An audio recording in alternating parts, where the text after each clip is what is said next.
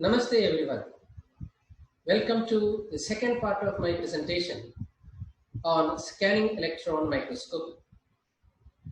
In the previous session, I explained you about the basics of scanning electron microscopy and electron microscope.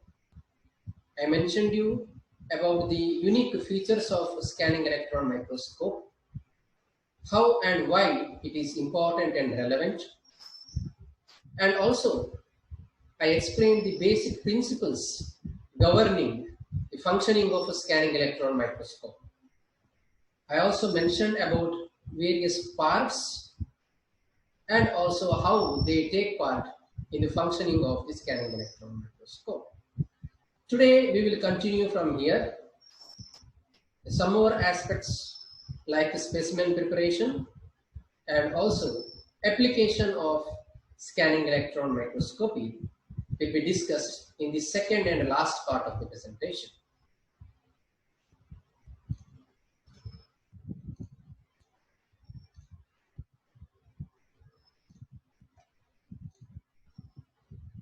The title given by me was Application of Scanning Electron Microscopy in the Analysis of Ayurvedic Herbal Mineral Formulations. In the last class, we discussed up to the instrumentation part of scanning electron microscope, and today we will start with sample preparation. When you have to introduce a sample to this instrument for analysis, what are the preparations that you have to do? This description mainly holds good for biological specimens. Even in the case of inorganic materials also, some of these steps are followed. Let us see how the sample has to be prepared for the analysis under scanning electron microscopy. There are 7 important steps involved here. It's important for us to know that the size of the sample that is used for analysis should be very appropriate. It should be just enough to fit in the specimen chamber. And the specimen is usually mounted rigidly so that it doesn't move on a specimen holder, which is called as specimen stub.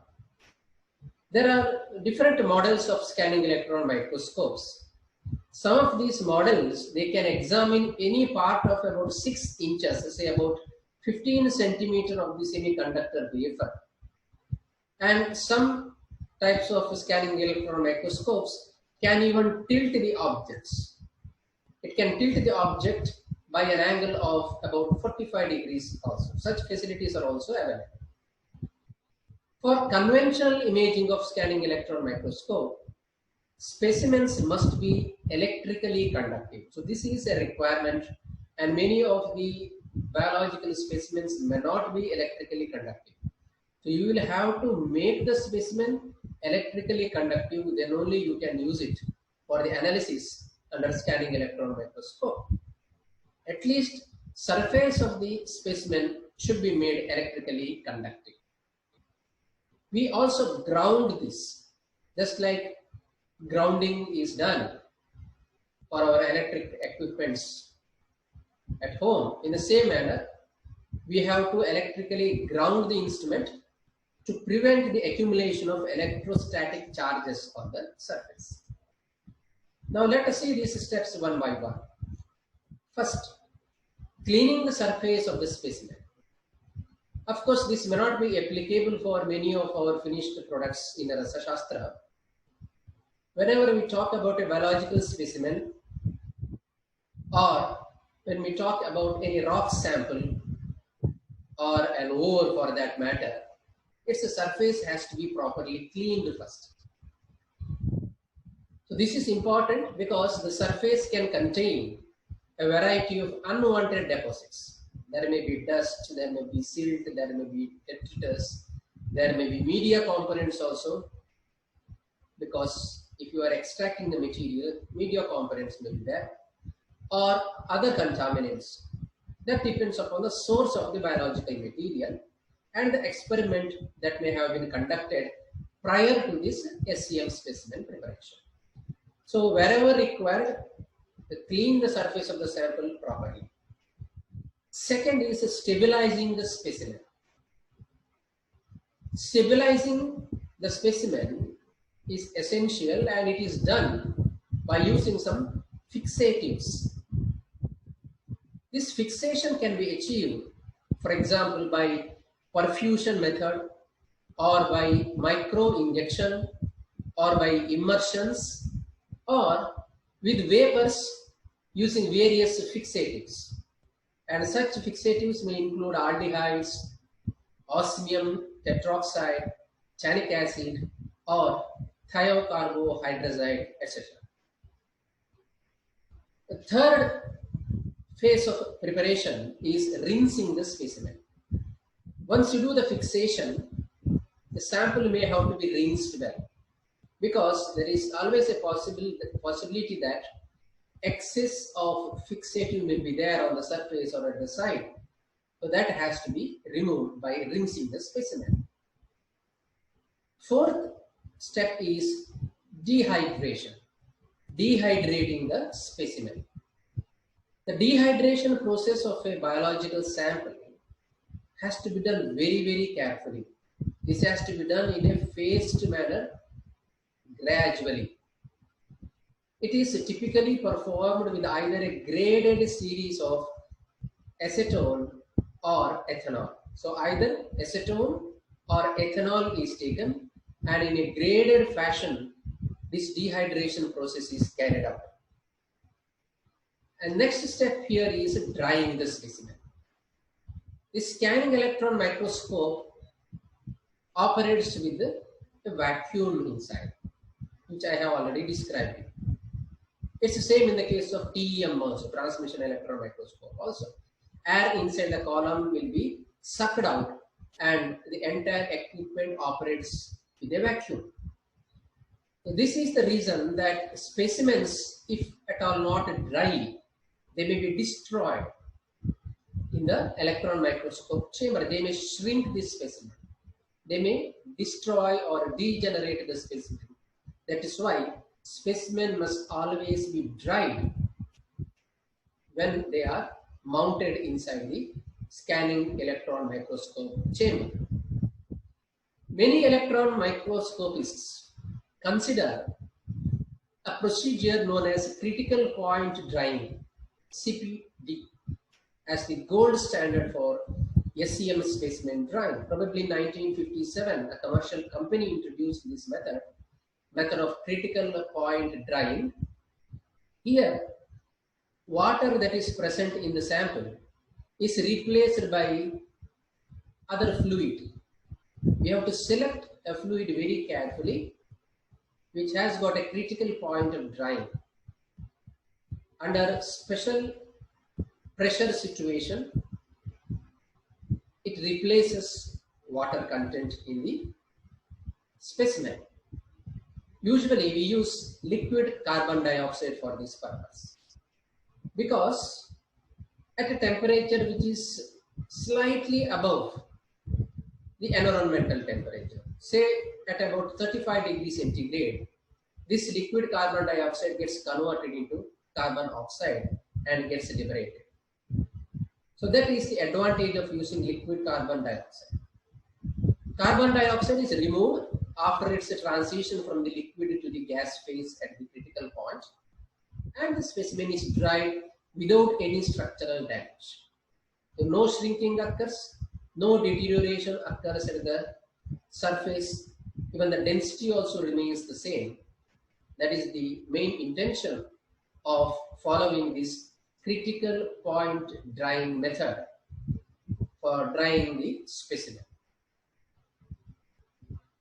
After these procedures of cleaning, fixation, rinsing, dehydration, and drying, according to the appropriate protocol, specimens are to be mounted on a holder that can be inserted into the scanning electron microscope. The samples are typically mounted on a metallic holder which is called as a stub. Usually aluminium stub is used. Whenever we use mercurial preparations like Rasakarpura, etc., you have to specifically inform the scientists regarding the possible interaction between mercury and also the aluminium, because it is our experience that in one of the thesis works, as the scientists had no idea about this interaction, the entire stub got destroyed. So you may have to coat your specimen in such a way that it doesn't react or interact with the aluminum stub, or stub made of some other metals may have to be used in such situations. So this is something that you have to keep in your mind. The samples are typically mounted on stubs, for which you can use a double sticky tape, because it is important for us to see that the sample which is mounted doesn't move. Investigator first should decide what is the best orientation of the specimen on mounting stub before attaching itself, because once it is attached, if you try to reorient, that may damage the sample. It is very, very difficult. So fix the orientation of the specimen, decide it properly, and accordingly you stick it on the stub. So the last process is coating the specimen. I mentioned you in the beginning itself that at least the surface of the specimen should be electrically conductive. Otherwise, you cannot analyze it under scanning electron microscope. So here the idea of coating the specimen is to increase its conductivity in the scanning electron microscope and to prevent the buildup of high voltage charges on the specimen by conducting the charge to ground. So typically, these specimens are coated with a thin layer, usually about 20 to 30 nanometer of a conductive material. Most commonly gold nanoparticles are used, or gold, palladium or platinum also can be used for coating the specimen. Here you can see there is a biological sample here, there is a mosquito, and these samples have to be very carefully prepared to withstand the vacuum inside the microscope, and these are to be dried in a special manner, as I have already explained, to prevent them from shriveling. And this is a chamber where coating is done. If at all you have to make a biological specimen like mosquito or any tissue conductive, you have to apply a coat. So SEM samples are coated with a very thin layer of gold by a machine called sputter coater. And this coating method is also called as sputtering. So this is a prepared specimen now. The specimen is fixed here and it is mounted here on the stub. Now we are placing it in the chamber. The sample here is placed inside the microscope's vacuum column through an airtight door. So this is a comparison of optical microscope, transmission electron microscope and scanning electron microscope. In optical microscope, which we use regularly, you can see that there is a light source. Above that there is a condenser. Above that you have a platform where specimen is mounted. Above that is an objective. And here is an eyepiece, and image is viewed directly through the eyepiece. Whereas in transmission electron microscope, we have a source of electrons, same as in the case of scanning electron microscope. And here we have magnetic lenses which help to focus. And here the electron beam, which is narrowed down, passes through an ultra thin film, ultra thin layer of the specimen and gets transmitted. And this image will be captured in a fluorescent screen with the help of a projector. In the case of SEM, as we have already discussed, from electron gun, electrons are thrown out, which are condensed by the magnetic lenses. They are further focused and they are made to scan in raster scan fashion by the deflectors. And from here, whatever the signals are generated, like secondary electrons, etc., are detected. They are transduced, they are amplified, and they are represented in cathode ray tube. In optical microscope, you will get only two-dimensional image. In scanning electron microscope, you will get three-dimensional image. When we compare, we can see that in optical microscope, magnification may be 4x to 1400x or maximum 2000x.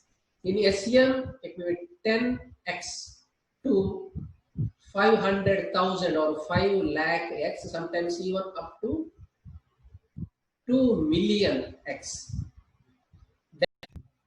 I was comparing the optical microscope, scanning electron microscope, and also the transmission electron microscope.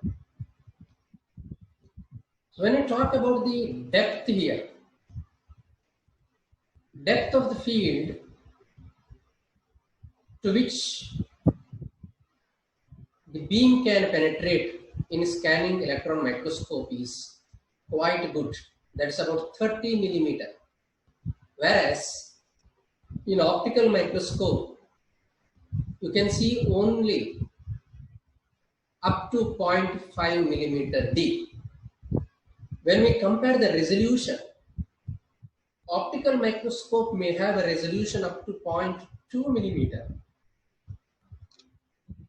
whereas scanning electron microscope will give us best resolution up to 1.5 nanometer. The SEM has a large depth of field, which allows a large amount of the sample to be in focus at one time and produces an image that is a good presentation of the three-dimensional sample. A combination of higher magnification, larger depth of field, greater resolution, compositional and crystallographic information makes the scanning electron microscope one of the most heavily used instruments in academic, national lab research areas, and also industry. What are the characteristic information that we can get in scanning electron microscope? Scanning electron microscope gives us an idea about the topography. That is, the surface features of an object, how it looks, its texture, direct relation between these features and the material properties. That also can be predicted. The second information that we can get is regarding morphology, the shape and size of the particles making up the object. Then we can try to understand the direct relation between these structures and material properties. The third thing that we can understand is the composition. The elements and compounds that the object is composed of and the relative amounts of them. Of course, when it is in combination with EDAX, you will get this information very well. So direct relationship between the composition and the material properties can be understood. The fourth information that we can get is crystallographic information, how the atoms are arranged in the object. So direct relation between these arrangements and material properties can be understood. It also gives us an information about the fracture mode, cracks that are occurring at the surface, pores that are formed at the surface. All these things can be identified. When Samanya Shodhana of metals were done, this information of grain boundary breakage, formation of cracks on the surface, all this could be understood by employing this scanning electron microscopy method. Here you can see SEM micrographs of fractured surface of two BaTiO3 samples. How fine can you see? A general question. Can you see a single sugar cube? Of course you can. The thickness of a sewing needle? Fine. The thickness of a piece of paper? Good. The resolution of a human eyes is of the order of 0.1 millimeter or 100 microns. However, Something vital to human beings are of sizes smaller than 0.1 mm, like our cells, bacteria, microstructural details of the materials, etc. Microstructural features that concern us are the grain size, which are submicron, grain shapes, precipitate sizes, again submicron, volume fractions and distributions of various phases, defects like cracks and voids, which are again submicron. You can see in this insect 35x, 200x, 1000x, 5000x, 35,000x magnification, giving you very detailed three-dimensional images at much higher magnifications than is possible with a light microscope. If you talk about the applications of SEM further, it has many applications across different industry factors or different industry sectors. Extremely high magnification images together with localized chemical information means the instrument is capable of solving a great deal of common industrial issues, like say particle analysis, defect identification, materials and metallurgical problems.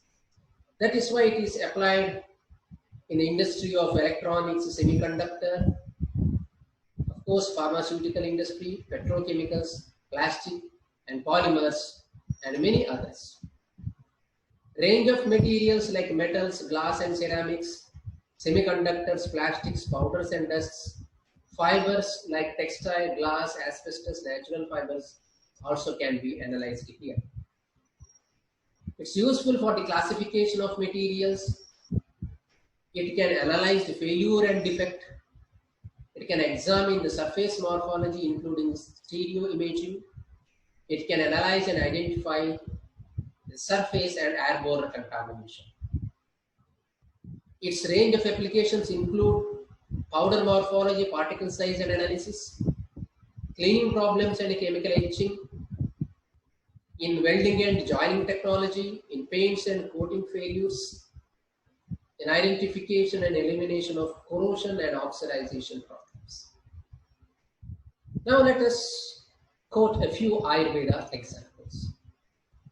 This is an Abhraka Bhasma sample of one of our PG students, Dr. Arya Verma.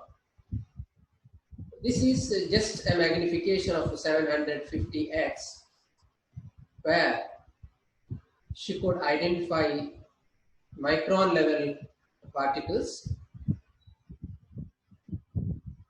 You can see the particles of 5.6 microns, 7.93 microns here.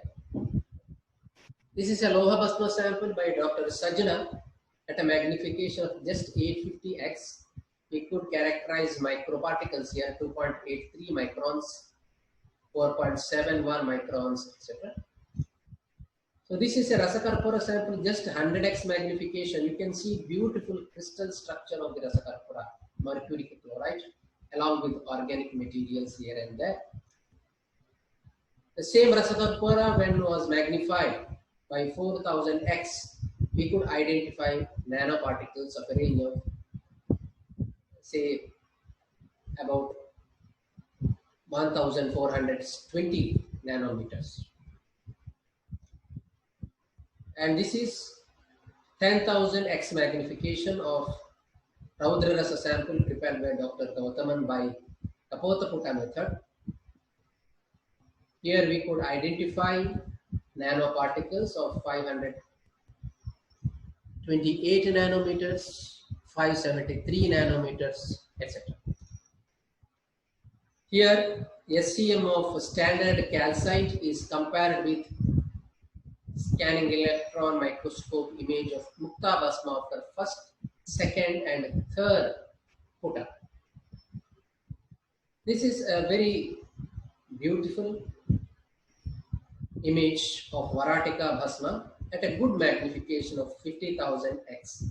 For most of our purposes in Rasa Shastra, for the characterization of nanoparticles, 50,000x magnification is enough. Here you can see the nanoparticles of a range of 58.1 nanometer, 101.2 nanometer, 43.1 nanometer, 633.0 nanometer, and here 88.1 nanometer. This is SEM image of Swarna Bhasma. We have Rajata Bhasma sample by Dr. K.R. Hebbar at a magnification of 7000x.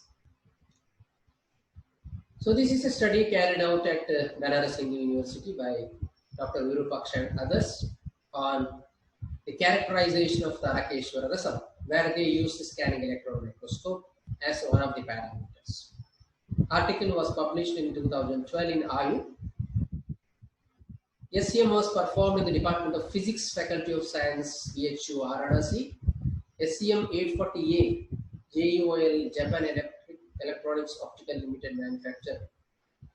Scanning electron microscope was used. I think the same is used in many parts of our country. Micrographs were taken. The maximum limit of magnification of this instrument was found to be 3 lakh x. In this study, a small pellet of the sample, Tarakeshwara Rasa, was kept in a desiccator for drying. After complete desiccation, the sample was subjected for carbon coating, and then it was placed over the specimen holder, and it was observed under the microscope at 500, 1000 and 1500x. Here preparatory method used was very simple, and it is not a biological material also. It is mostly a herbomineral or herbometallic formulation, where inorganic contents are quite high in number or in quantity. Micrographs were taken with the inbuilt camera. So this is the photomicrograph which shows the scanning electron microscopy image of Tarakeshwara Rasa up to 5 micron magnification. So that's all about the Ayurvedic application. There are many number of such examples that can be seen. You can go through a number of such publications where scanning electron microscopy was effectively used to capture the image of the surface of the sample. You will also find the studies where scanning electron microscopy was used in association with IRAX, which is a non-destructive technique. Elemental composition at the area of focus can be identified here. Even organic compounds can be understood because carbon, hydrogen, oxygen, like elements which will be destroyed by other methods where very high temperature is used like AAS or ACP, can be effectively analyzed in IDAX, which is coupled with scanning electron microscope. So I am sure that you are convinced with the relevance and importance of application of scanning electron microscopy in the analysis, quality control, quality assurance and standardization of Ayurvedic products, especially Rasam Shaktis. With this, so let me conclude today's session. See you in the next session soon. Once again, I extend my heartfelt gratitude for all those who are involved in Ayurveda Network, a very innovative educational program planned by Banaras Hindu University. Thank you. See you soon.